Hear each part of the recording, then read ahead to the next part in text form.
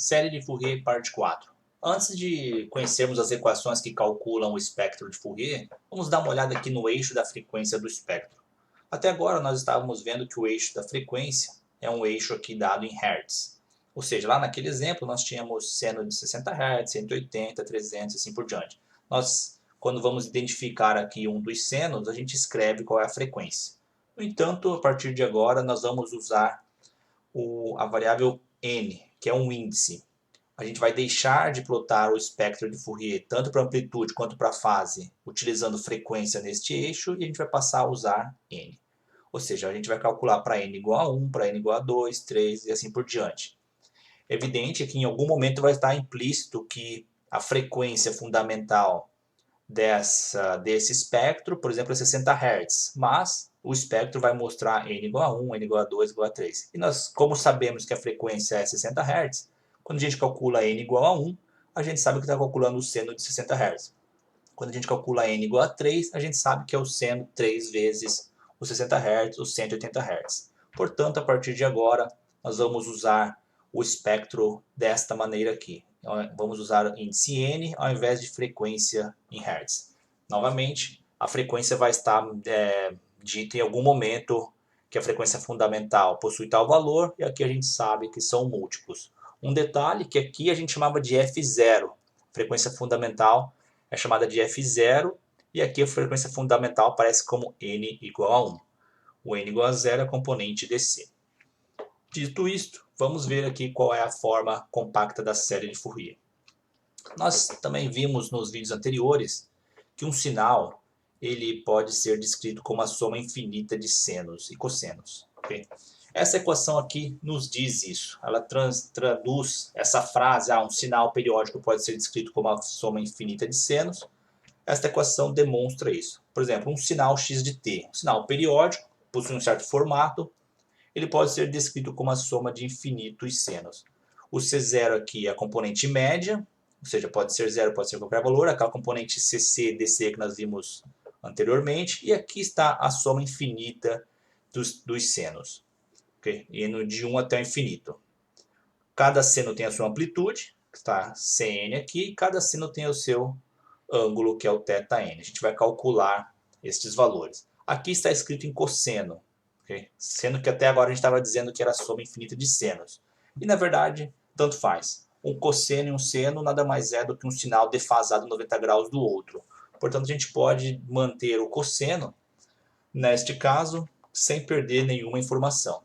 De fato, o cosseno aqui foi mostrado lá pelo Fourier, que simplifica muitas equações. Por isso que a gente vai usar cosseno. Mas não deixa de ser verdade que um cosseno é um seno defasado de 90 graus. Portanto, toda aquela análise que nós fizemos permanece verdadeira.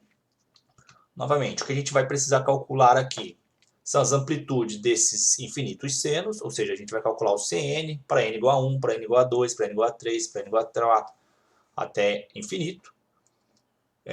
O C0 já vai ser calculado de uma maneira diferente, que é o nível médio. Nós vamos calcular também o θn, que é as fases de cada seno. É isso que a gente precisa saber para calcular o espectro de Fourier. As amplitudes e as fases de cada componente harmônica, de cada frequência que a gente sabe que existe um seno. Essa definição aqui diz até infinito.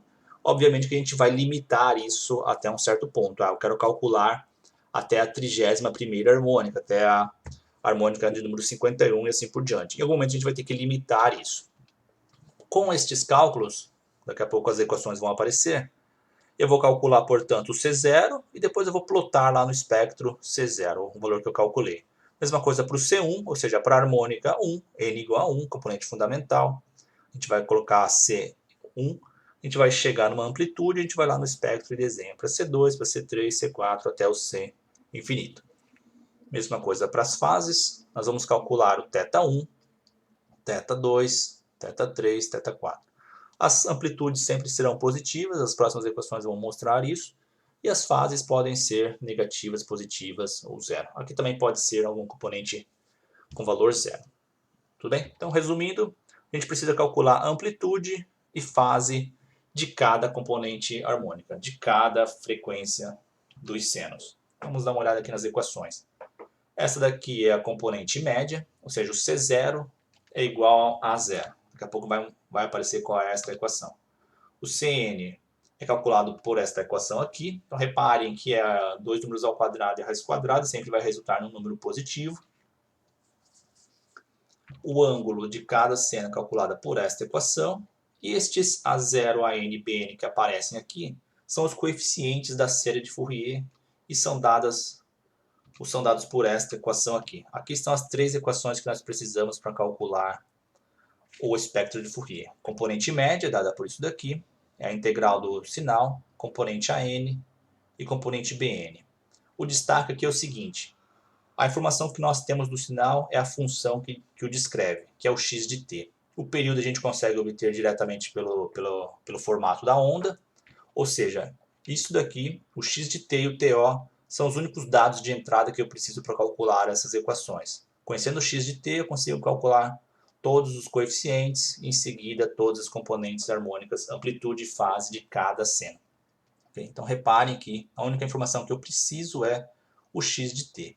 Quando eu quero calcular a terceira harmônica, eu vou substituir n por 3, vou calcular o A3, aqui vai virar 3, mesma coisa para o B3, em seguida eu calculo o C3 e eu consigo chegar também no θ3.